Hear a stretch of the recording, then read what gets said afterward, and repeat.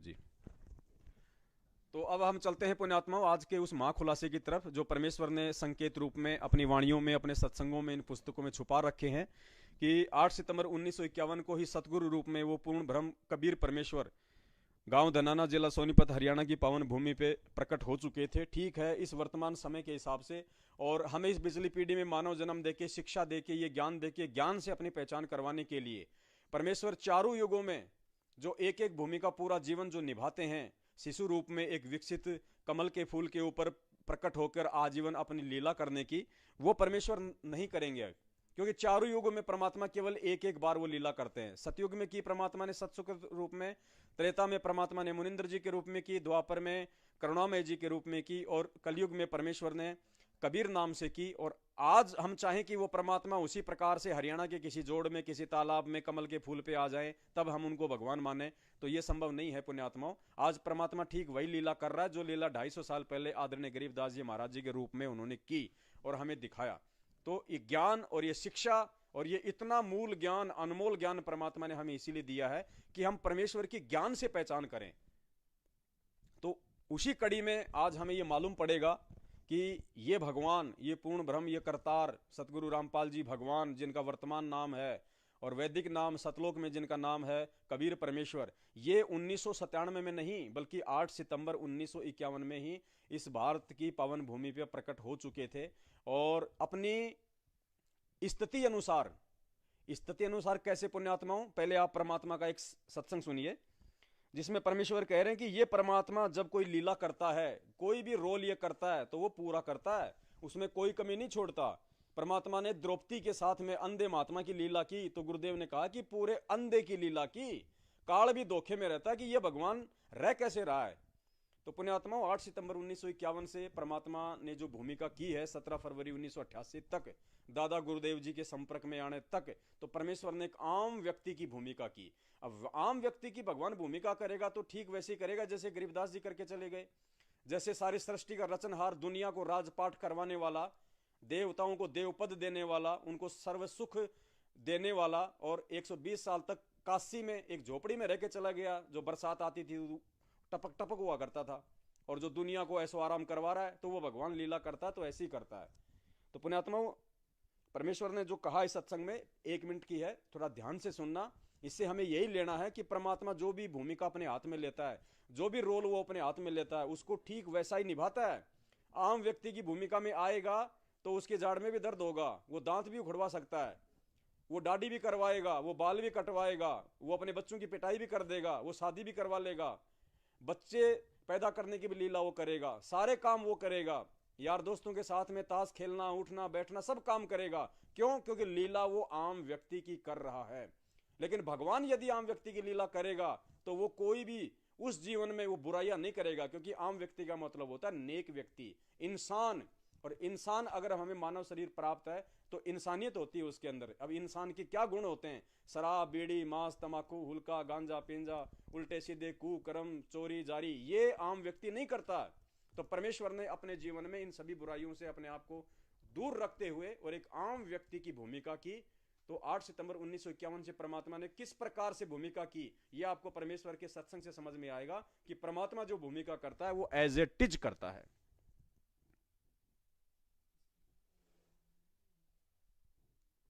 लेकिन लीला तो भगवान करते हैं, जैसे 120 अंतर्यामी थे, लेकिन लीला तो भगवान करते हैं, जैसे 120 वर्ष धारण रूप में, जुलाई रूप में काशी में। मैं स्पीकर इधर ला, मैं सोचा उधर आवाज आएगी। अरे स्पीकर लिया बस।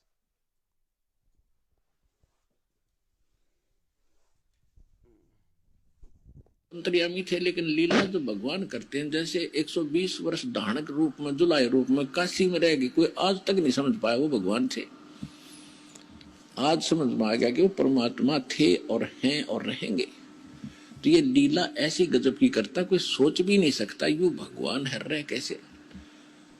अंधे की लीला करे थे, अंधे वाली करी पूरी। इस काल को भी धोखा देता है, यही वेद में लिखा है। और यही नानक साहब कहते, ए ठगवाड़ा ठगी देश खरा सियाणा बोता बार, ये धारण के रूप रहा करता है। और खुद कहते हैं भगवान सोचल सीधर मैं करूं अपने जन के काज। तो पुण्यात्माओं परमात्मा जब लीला करता है तो ठीक इसी प्रकार की करता है, और ये लीला परमात्मा जब करेगा उसकी पहचान केवल उन्हीं आत्माओं से करवाएगा जिन आत्माओं को परमात्मा ने सतलोक लेके जाना फाइनल जो है हो जाता है कि ये आत्मा मेरे हीरे मोती लाल है, जिनके लिए मैं इस गंदे लोक में आया हूं कि गोता मारूं स्वर्ग में, जा बैठूं पाताल, गरीब दास ढूंढता फिरूं अपने हीरे मोती लाल। तो परमेश्वर उन आत्माओं को अपनी पहचान 100% करवा देगा कि सतगुरु रूप में धरती पे 8 सितंबर 1951 से कौन प्रकट है।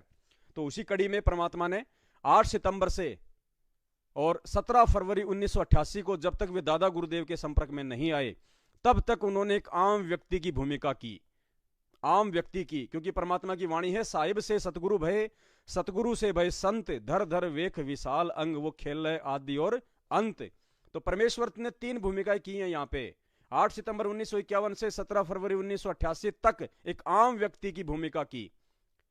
भाई एक बेटे में क्या गुण होने चाहिए, एक बाप में क्या गुण होने चाहिए, एक पति में क्या गुण होने चाहिए, एक भाई में क्या होने चाहिए गुण, एक दोस्त में क्या गुण होने चाहिए, आदमी को किस प्रकार से नेक नीति से अपनी मेहनत मजदूरी करके अपनी ईमानदारी की रोजी रोटी से अपना जो है काम करना है, सभी के साथ में शिष्टाचार से रहना है, वो भूमिका परमात्मा ने 8 सितंबर 1951 से 17 फरवरी 1988 तक, जब तक हमारे दादा गुरुदेव के वे संपर्क में नहीं आए, या यूं कह लीजिए कि उन्होंने तब तक अपने दादा गुरुदेव स्वामी रामदेवानंद जी महाराज जी को अपने शरण में नहीं लिया या उन्होंने अपने संपर्क में नहीं लिया।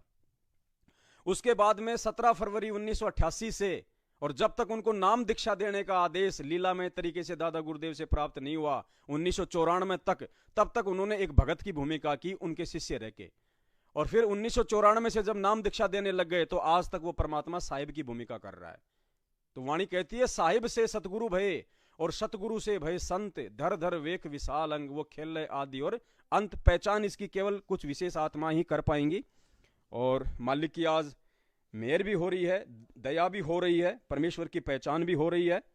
तो पुण्यात्माओं, अब हम बढ़ते हैं उस महाखुलासे की तरफ, क्योंकि आज हम समय ज़्यादा नहीं लेंगे, आज हमारा समय काफ़ी बीत चुका है। बीच में अगर आवाज़ चली गई, डिस्कनेक्ट हो गया तो फिर दिक्कत हो जाएगी। तो हम चाहेंगे कि आने वाले 1 घंटे के अंदर अंदर हम इस पूरे एपिसोड को समेट दें। तो आज हम एक ऐसे वीडियो की तरफ चलेंगे जो वीडियो ये साबित करेगा कि धरती पे वो कबीर परमात्मा 8 सितंबर 1951 से गांव धनाना, जिला सोनीपत, हरियाणा की पावन भूमि पे प्रकट है। गुरुदेव स्पष्ट रूप से हमें नहीं बताएंगे, कोई ये सोचे कि गुरुदेव जेल से आने के बाद बताएंगे, 4 साल बाद में बता देंगे। गुरुदेव अंतिम क्षण तक ये बात नहीं कहेंगे कि मैं ही कबीर हूं। अगर जाएं भी गए तो उसी लीला के तरीके से जाएंगे, दुनिया जान जाएगी कि हाँ भाई ये कबीर है, लेकिन अपने मुख से नहीं कहेंगे, क्योंकि परमात्मा जो रोल अदा कर रहे हैं उस रोल को परमात्मा खंडित नहीं कर सकते। तो आपको एक परमात्मा का सत्संग सुनाते हैं, भाई बाला और मर्दाना वाला लेके। यानी जब नानक देव जी भाई बाला और मर्दाना को प्रहलाद जी के लोक में लेके गए थे, तो उस समय भाई मर्दाना के साथ में प्रहलाद जी की जो ज्ञान गोष्ठी हुई थी, वो हमारे पूज्य गुरुदेव जी का एक सत्संग है 4 मिनट का, और इसी में पूरा वो रहस्य छुपा हुआ है, इसी में पूरा वो सार छुपा हुआ है कि असली कबीर परमेश्वर कौन है। और वो परमात्मा 1997 में धरती पे आया है, या 8 सितंबर 1951 में ही पृथ्वी पे आ चुके थे। तो सत्संग को आप जी ध्यान से सुनने का प्रयास करें, आवाज आपको सुनाई देगी, हो सकता है दूर बैठा हूं आपको वीडियो दिखाई ना दे, तो ध्यान से सुनना आप। के नानक साहिब जी के साथ मर्दाना जी एक बार प्रहलाद जी के लोक में चले गए। ये देखिएगा, ये वही प्राण संगली है गुरु नानक देव जी की, ये जन्म साखी है भाई बाला वाली, ये आपको पहले भी दिखाई थी। अब इसके आपको दिखाते हैं 272 पृष्ठ पे।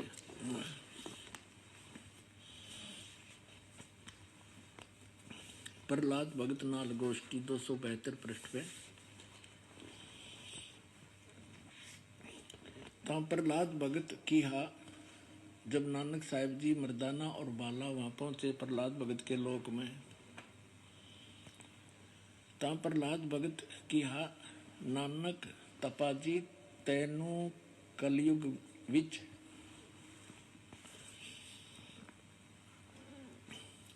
राम जी ने बड़ा भगत कीता है, अतः आपके संजोग, आपकी संगति से बहुतियां का उपकार होएगा। तेरी श्री राम ने वड्डी नदर खोली है, तेरा वड्डा प्रताप होएगा। इस कलयुग विच अगे कबीर भगत ऐथे आया है। अब देखो, बिना ज्ञान के भगवान को तो भगत कह रहा प्रहलाद जी, कबीर भगत इथे आया है, यहाँ पर आया है। अते जा आपको कर्ता ने आंदा है, यहाँ भेजा है। वहाँ मर्दाने आंदा है, ता मर्दाने पूछिया प्रहलाद भगत ਨੂੰ पूछिया, हे भगत जी तुसी भी वड्डे भगत हो, अते तुम्हारे पीछे भी राम जी ने वड्डा चरित्र चलत दिखाया है, एक बहुत बड़ा यानी नरसिंह रूप धारण किया था। तेरी राम जी ने वड्डी नजर खोली है, भगत जी ऐथे होर कोई भी पहुंचिया है कि कबीर अते नानक तपा जी ही पहुंचिया है।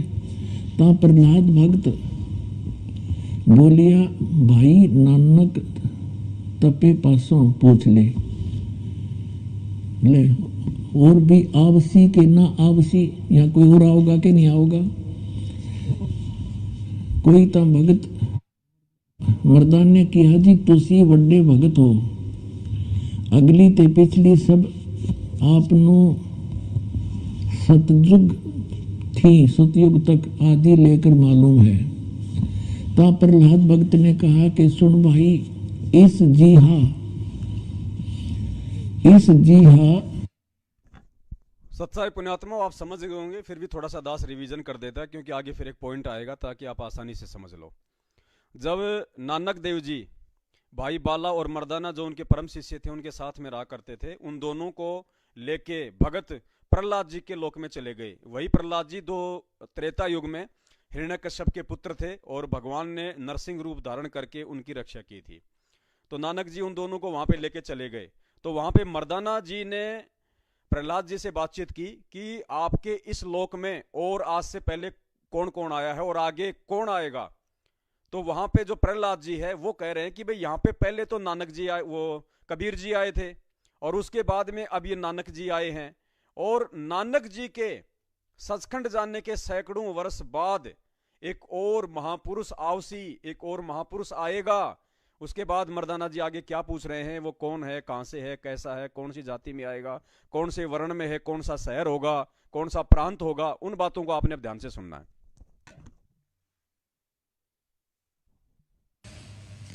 कोई होएगा ता ऐथे पहुंचेगा, या इस जी हा कोई होएगा ता ऐथे पहुंचेगा, यानी नानक जी जैसा कोई होगा या तो यहाँ पर पहुंचेगा। होरस दा ऐथे पहुंचण दा काम नहीं, होर आगे वड्डे वड्डे भगत होए हन अते होणगे, पर पहुंचिया कोई नहीं।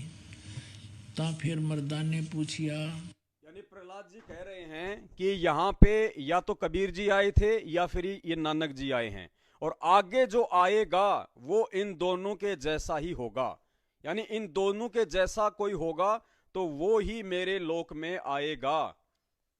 यानी पुण्यात्माओं, हमने यहाँ पे समझना है इन चीजों को कि जो नानक जी थे वो कोई आम व्यक्ति नहीं थे, वो कोई साधारण भगत नहीं थे आप और हमारी तरह। नानक जी धरती पे स्वयं कबीर परमात्मा थे। नानक जी कोई भगत नहीं थे, कोई व्यक्ति नहीं थे। नानक जी के रूप में स्वयं कबीर परमात्मा धरती पे थे, जैसे गरीबदास जी के रूप में थे, केशव बंजारे के रूप में थे।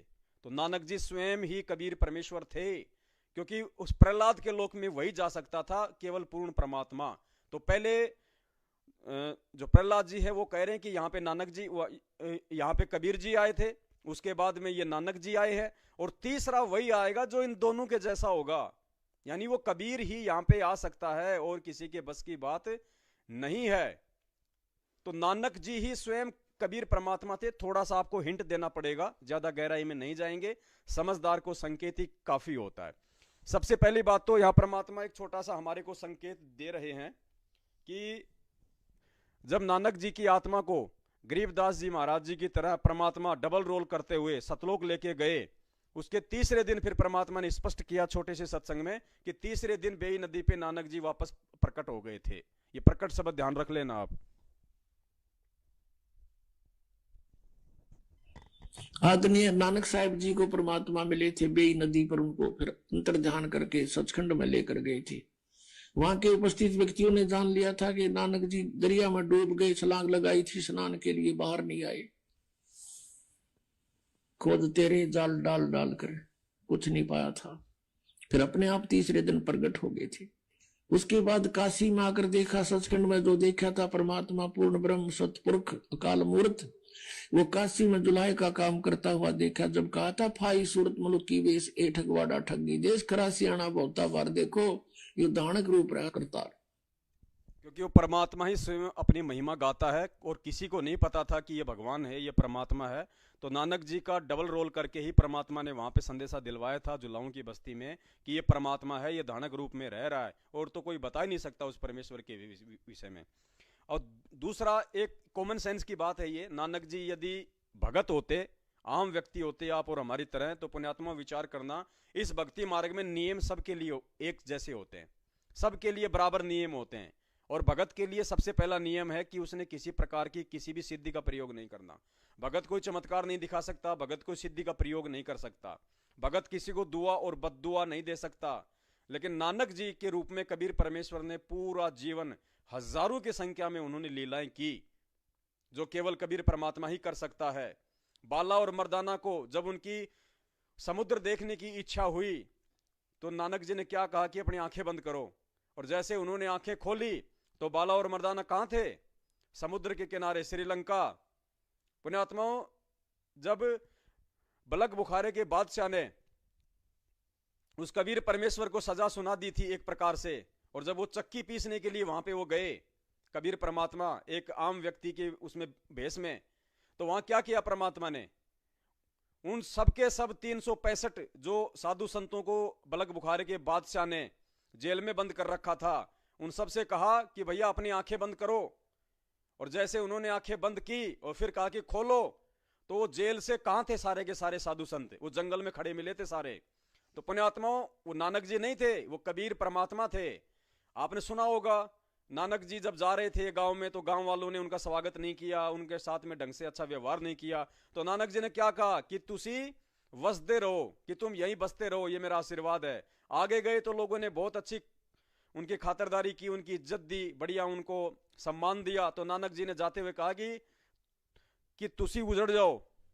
तो ये जो आशीर्वाद देना और ये उजड़ जाना, ये पुण्यात्मा भगत नहीं कर सकता।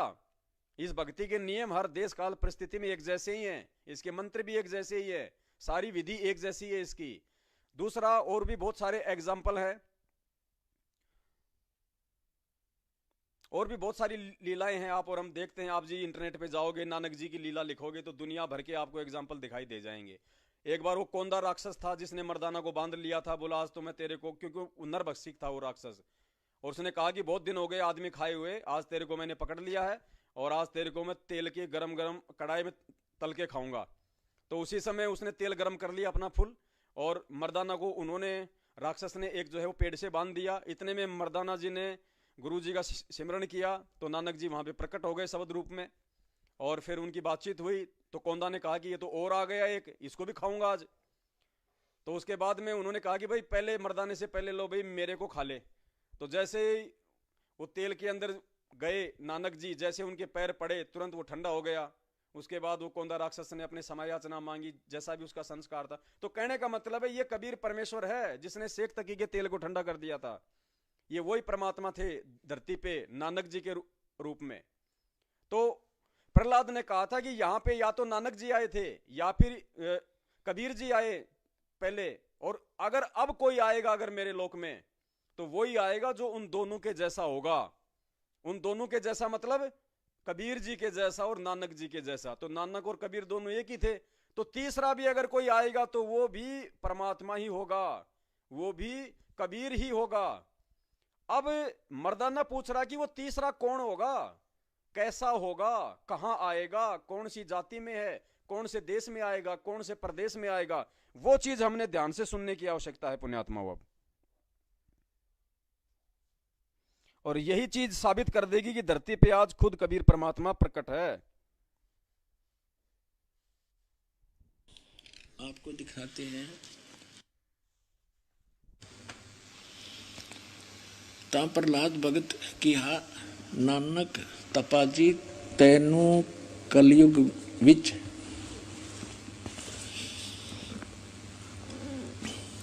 राम जी ने बड़ा भगत कीता है, अतः आपके संजोग आपकी संगति से बहुतियां का उपकार होएगा। तेरी श्री राम ने वड्डी नदर खोली है, तेरा वड्डा प्रताप होएगा। इस कलयुग विच अगे कबीर भगत ऐथे आया है। अब देखो, बिना ज्ञान के भगवान को तो भगत कह रहा प्रहलाद जी, कबीर भगत इथे आया है, यहाँ पर आया है, अते जा आपको कर्ता ने आंदा है, यहाँ भेजा है। भा मर्दान ने आंदा है। ता मर्दान ने पूछिया, प्रहलाद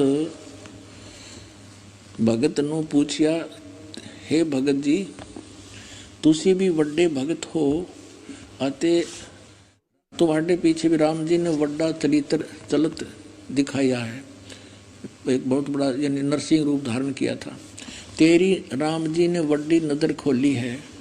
भगत जी ऐथे होर कोई भी पहुंचिया है कि कबीर अते नानक तपा जी ही पहुंचिया है। ता प्रहलाद भगत बोलिया, भाई नानक तपे पासों पूछ ले और भी आवसी के ना आवसी, या कोई और आओगा कि नहीं आओगा। कोई ता भगत मर्दान ने किया, जी तुसी वड्डे भगत हो, अगली ते पिछली सब आपनो सतयुग थी, सतयुग तक आदि लेकर मालूम है। ता प्रहलाद भगत ने कहा कि सुन भाई, इस जीहा कोई होएगा ता ऐथे पहुंचेगा, यानी नानक जी जैसा कोई होगा या तो यहाँ पर पहुंचेगा। पुण्यात्माओं, शब्दों को पकड़ना। गुरुजी ने कबीर जी का नाम लेने से पहले अपने आप को रोक लिया। क्या कहा कि नानक जी जैसा, या कहने के बाद परमात्मा ने कबीर का नाम नहीं लिया। अगर सीधा कबीर जी का नाम ले देंगे तो आगे परमात्मा साबित कर रहे हैं कि वो मैं खुद आया था, तो परमात्मा का जो है थोड़ा एग्रीमेंट जो है वो भंग होता है। तो परमात्मा ने यहां थोड़ा सा संकेत छोड़ दिया, या शब्द के आगे कबीर ना बोल के गुरुजी यहां पे चुप हो गए कि मेरे बच्चे मुझे समझ लेंगे फिर। यानी या तो नानक जी आए थे या फिर कबीर जी आए थे, और अब जो आएगा वो इन दोनों के जैसा होगा, वही यहां पे आ सकता है।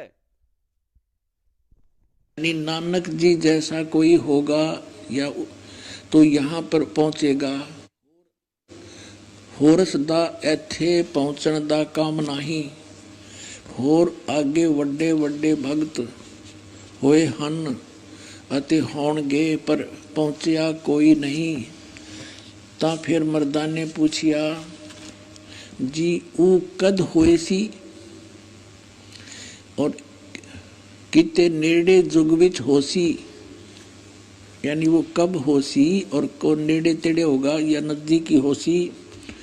ता प्रहलाद भगत किया, सुन भाई, कलयुग विच होएगा, और जद नानक तपा सचखंड जावेगा, ता उस तो पीछे ये लिखा 100 वर्ष वरे, यहाँ लिखना, यहाँ बोला था उसने सैकड़ों वर्ष के बाद, यहाँ इन्होंने वहाँ फिर 100 लिखना था, इसमें बस एक पर मात्रा होती, 100 हो जाता, यहाँ पर 100 वर्ष, ये 100 वर्ष लिख दिया इन्होंने।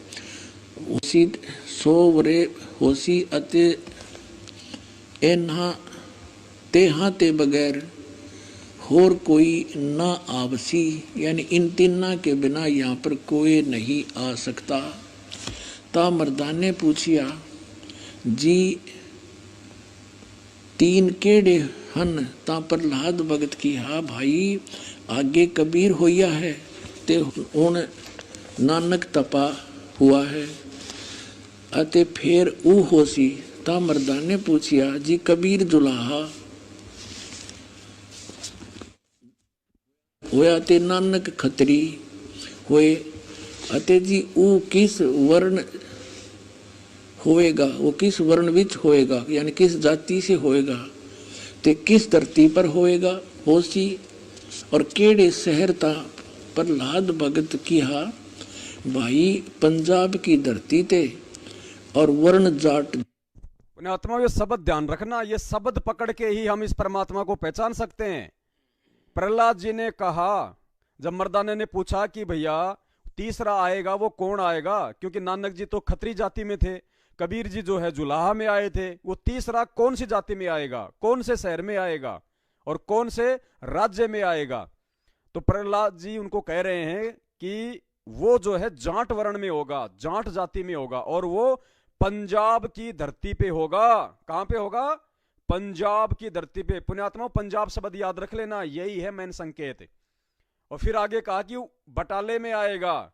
बटाला, अब आगे परमात्मा साबित कर देंगे कि उस समय कोई बटाला शहर नहीं था, पंजाब में कोई बटाला शहर नहीं था। मालिक ने कहा कि वो बरवाड़ा विच आए सी, क्योंकि असली राज क्या है, असली शब्द क्या है, वो तो ये परमात्मा ही बता सकता है। लिखने वाले त्रुटियां कर सकते हैं, इतिहासकार त्रुटियां कर सकता है, लेकिन ये परमात्मा ही आके धरती पे फिर सही सही जानकारी देता है। तो परमात्मा आगे कह रहे हैं कि वो पंजाब की धरती पे आओसी और वो बरवाला में आओसी। तो ये पंजाब शब्द जो है इसको हम लेके चलेंगे फिर। और केड़े शहर ता प्रहलाद भगत की हा भाई पंजाब की धरती ते और वर्ण जाट, जट वर्ण होगा, यानी जाट जाति में होगा।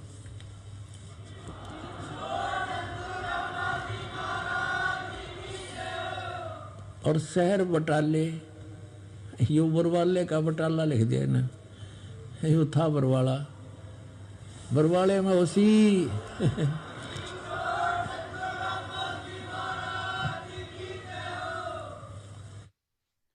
तो वीडियो समाप्त हुआ पुण्यात्माओं, 4 मिनट का था। अब हमने निष्कर्ष निकालना है परमेश्वर के इस सत्संग का, उन्हीं के ज्ञान आधार से। ये परमात्मा ने संकेत बना के छोड़ दिया।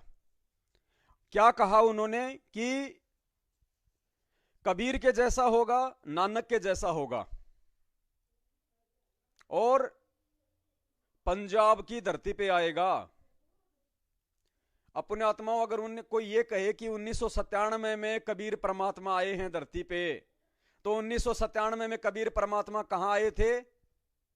बरवाला, उसमें करोथा आश्रम में बताया गुरुजी ने, हरियाणा में आए ना कि भाई मुझे 1997 में कबीर परमात्मा के मिले, मुझे दर्शन दिए, मुझे सार नाम देने का आदेश दिया। तो 1997 में जिस धरती पे अगर परमात्मा आए हैं, अगर जिनको आप मानते हो कि कबीर जी आए, गुरु जी को मिले, तो उस समय ये धरती क्या थी? ये हरियाणा की धरती है। और परमात्मा क्या बोल रहे हैं कि वो पंजाब की धरती पे आएगा, हरियाणा में नहीं आएगा, वो पंजाब की धरती पे आएगा। तो अब हमने निष्कर्ष निकालना है कि पंजाब की धरती पे भगवान आया था कब। यहां गुरुजी ने संकेत छोड़ दिया, गुरुजी ने हरियाणा शब्द नहीं बोला, कुछ नहीं बोला, मालिक ने छोड़ दिया इस मैटर को कि जो मेरा होगा वो समझ जाएगा इस बात को कि असली कबीर परमात्मा 8 सितंबर को आया था या 1997 को आया था। अब पुण्यात्मा हम चलते हैं इस टॉपिक के ऊपर, ये पंजाब शब्द ध्यान रखना आप। अब ये पुस्तक है एक परमात्मा की, भोगेगा अपना कियारे, पुस्तक का नाम है भोगेगा अपना कियारे। ये सतलोक आश्रम बरवाला में ही परमात्मा ने लिख दी थी। और जब परमात्मा को पुलिस लेने आई थी बरवाला कांड के समय, तो परमेश्वर अपने बेड पे आराम फरमा रहे थे और परमात्मा इस पुस्तक को जो है वो पढ़ रहे थे। अखबार में भी आया था उस समय कि जब हम संत रामपाल जी को लेने गए तो वो भोगेगा अपने किया नाम की पुस्तक पढ़ रहे थे। अगर आपको गूगल पे मिल जाए PDF तो देख लेना, बाकी मेरे पास तो रखी हुई थी, मैं तो आश्रम से ही लेके आया था। तो इसका पेज नंबर है 78। 78 पेज नंबर पे असुर निकंदन रमेणी की एक साखी लिखी हुई है। उस साखी को समझाते हुए पूज्य गुरुदेव जी ने क्या लिखा है ध्यान रखना। वो साखी है कि सतगुरु दिल्ली मंडल आईसी सूती धरणी सूम जगाईसी। सतगुरु दिल्ली मंडल आईसी, सतगुरु यानी कबीर परमात्मा। गरीबदास जी कह रहे हैं कि जो सतगुरु मुझे मिला था वो आगे चल के दिल्ली मंडल में आएगा। तो क्या उन्होंने इसका अनुवाद किया है, संत गरीबदास जी द्वारा मेरी कबीर परमेश्वर की महिमा की वाणी प्रकट होगी तथा गरीबदास वाले 12वें पंथ के तक के साधक मुझे आधार बनाकर वाणी को समझाने की कोशिश करेंगे, परंतु वाणी को न समझकर सतनाम तथा सारनाम से वंचित रहने के कारण असंख्य जन्म तक सतलोक प्राप्त नहीं कर सकते। उसी 12वें पंथ गरीबदास वाले पंथ में, अब ध्यान से सुनना, उसी 12वें पंथ, पूज्य गुरुदेव जी अनुवाद कर रहे हैं, गुरुदेव ने लिखा है, उसी 12वें पंथ गरीबदास जी वाले पंथ में मैं कबीर परमेश्वर ही स्वयं चलकर आऊंगा तथा संत गरीबदास जी द्वारा प्रकट की गई वाणी को मैं कबीर परमेश्वर प्रकट होकर समझाऊंगा। प्रकट होकर समझाऊंगा, भोगेगा अपना कियारे, पेज नंबर 78, ध्यान से ये पढ़ लेना। तो गरीबदास जी ने क्या कहा कि वो सतगुरु जो मुझे मिले थे सतलोक से आके, वो कबीर परमात्मा, वो कहां आएंगे? दिल्ली मंडल में। वो कहां आएंगे? दिल्ली मंडल में। अब पुण्यात्माओं, वो पंजाब शब्द और ये दिल्ली मंडल शब्द ये साबित कर देंगे कि 8 सितंबर 1951 को धरती पे कबीर परमात्मा आ गए थे। अब पुण्यात्माओं, क्या है, दे दो जो पिए उनको, ना। तो अब आपने, क्योंकि यही टॉपिक है बस समझने का, और जिसको ये समझ में आ गया उसको ये भगवान समझ में आ जाएगा, और यही तरीके हैं भगवान को समझने के। और परमात्मा नहीं बताएगा, दिमाग खोल के नहीं बताएगा। क्या कहा पूज्य गुरुदेव जी ने, वहां पे संकेत छोड़ दिया, भाई गुरुजी तो हरियाणा में आए, तो फिर, और वहां परमात्मा ने कह दिया उन दोनों की वार्ता को लेके, मर्दाना और प्रहलाद जी की वार्ता को लेके, कि वो कौन सी धरती पे आएगा जो नानक जी के जैसा होगा, जो कबीर जी के जैसा होगा, और तीसरा आप कह रहे हो कोई आ ही नहीं सकता इनके अलावा। और ये साबित हो चुका है कि नानक जी ही कबीर परमेश्वर थे और कबीर परमेश्वर जी ने ही नानक जी का रोल किया था। तो तीसरा जो आएगा वो भी कबीर परमेश्वर ही होगा। तो कौन सी धरती पे आएगा? पंजाब की धरती पे आएगा।